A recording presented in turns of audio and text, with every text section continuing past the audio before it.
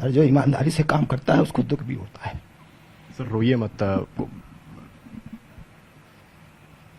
मैंने साली से हमेशा उनका सहयोग किया, लेकिन उन्होंने मुझे इतना बड़ा आरोप लगाया कि मैंने अशोक किया उनके ऊपर।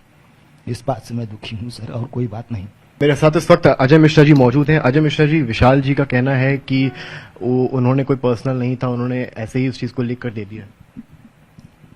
अब बड़े भाई हैं, कुछ भी कह सकते हैं सर, मैं उनको कुछ नहीं कहूँ, लेकिन मैं उनके आरोपों से दुखी हूँ, बस यही कह सकता हूँ। मैं दुखी हैं आप? बहुत ज्यादा दुखी हूँ, और आत्मा से कष्ट है कि उन्होंने मेरे ऊपर ऐसा आरोप लगाया है। उन्होंने आरोप लगाए हैं आप पर? बिल्कुल सर, मैं उनसे दुखी हूँ, बड़े भाई हैं, लेकिन मुझे इस बात का दुख है कि उन्होंने मेरे साथ ऐसा किया जो है। आपको उम्मीद नहीं थी? बिल्कुल उम्मीद नहीं थी कि वो मेरे साथ ऐसा करेंगे। उन्होंने कई सारी आपकी ईमानदारी पर भी सवाल उठाए हैं लेटर में। ये तो मुझे दुख है सर, जो कि मैंने पूरी ईमानदारी से, जब से लगा हूँ मैंने ईमानदारी से ही काम किया है। ये मैं और मेरी आत्मा और भगवान, इसके अलावा कोई नहीं जानता है। आरोप तो दुनिया पे लगते हैं सर, मैं आरोप को नहीं मिटा सकता हूँ। आरोप लगाएं लोग, लेकिन मैं जानता हूँ कि मैंने कोई भी किसी के साथ धोखा नहीं किया है।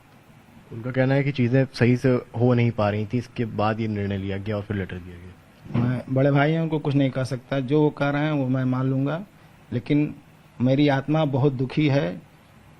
अब भगवान ही इसका फैसला करेंगे। न्यायालय से मैं न्यायालय को मैं भी कुछ नहीं कहूँगा, ना उन्हें कुछ कहूँगा। भगवान है, वो जान रहे हैं कि मैंने गलत किया है या नहीं किया। आप बहुत इमोशनल हो रहे हैं अजय जी। दुखी हूँ इसलिए इमोशनल हूँ। आपकी आंखों में मैं आंसू भी देख पा रहा हूँ सर। सर जो ईमानदारी से काम करता है उसको दुख भी होता है। सर रोइए मत।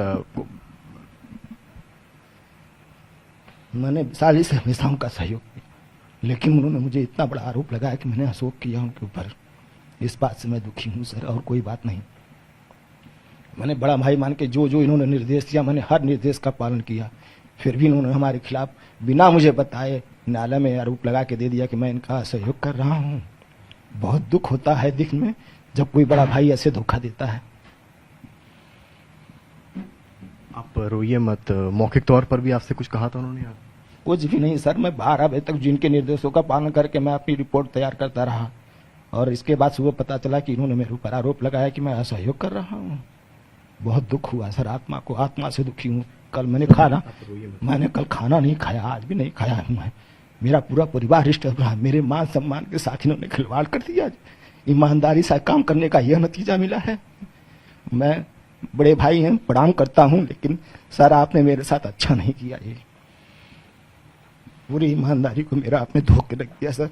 मैं ईमानदारी से काम करने का यह नतीजा होता है, पहले समझ में आया कि बड़े भाई भी ऐसा कर सकते हैं।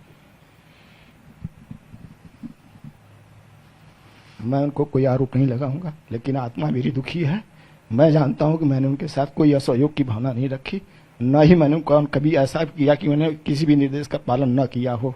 पूरी जो है वादी पक्ष भी है, प्रतिवादी है, कोई भी कह दे कि मैंने इनके निर्देशों का पालन नहीं किया है।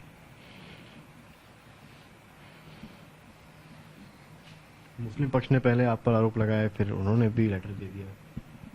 सर वो तो खत्म हो गया था ना। मैं मुस्लिम पक्ष से दुखी नहीं हुई है, मेरे बड़े भाई हो के मेरे ऊपर ऐसा आरोप पाया, इससे ज्यादा आत्मा को कष्ट कुछ नहीं हो सकता सर।